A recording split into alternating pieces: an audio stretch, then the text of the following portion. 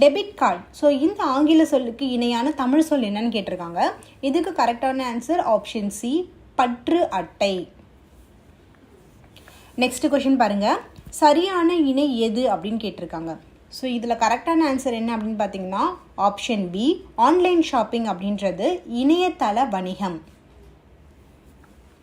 So next பாருங்கள், இ-காமர்ஸ்னால் தமிழில் என்ன அப்படின்னு கேட்டிருக்காங்க.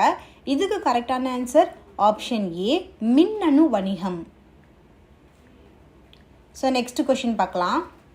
ஆங்கில சொல்லுக்கு நேரான தமிழ் சொல்லை அறிதல், சரியான இணையை தேர்கன்னு கேட்டிருக்காங்க.